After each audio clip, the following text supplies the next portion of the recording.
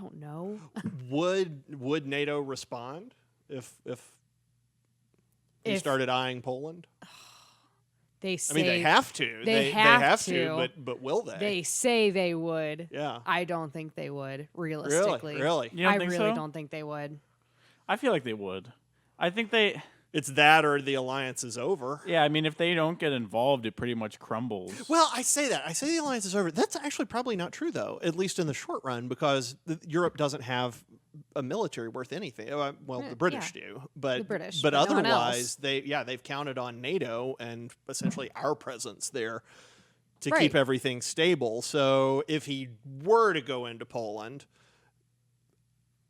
and NATO didn't respond, I'm not sure NATO actually would disband, because what's your other option? If there's no NATO, there's nothing. There's nothing. So I don't think NATO would disband. I think it would just kind of be like, oh, well, there goes Roll over. Poland. So do you think? But they'd have to draw a line after that, right? They'd I have feel to like say, okay, after that's Poland- it. Once That's you it. And start- the Poles get screwed yet again. Once I feel like all of Europe, if you look at the history of Europe, just has like this continual, you push through Eastern Europe. No one wants to touch the Balkans in Eastern Europe because it's so complicated. To this day, it's still so complicated.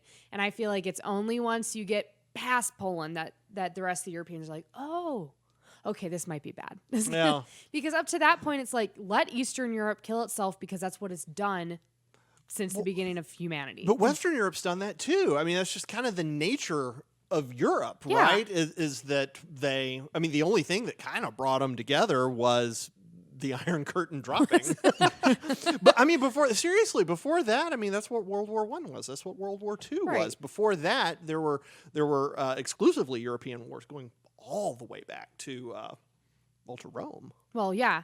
I think this is something where Americans we need to keep trying to conceptualize what it's like to live right on top of each other. Because I don't think Americans, we count ourselves as part of the West. We are. But we do not know what it's like to be a European nation that's just smashed in with 100 other European nations. And this is, what Russia's doing is really predictable because it's what Russia's always done, because there's always people living on top of Russia who's living on top of the rest of Eastern Europe, who's living on top of Western Europe. And it's just, that's just kind of how humans roll. That's a great point. So we're based in Arizona.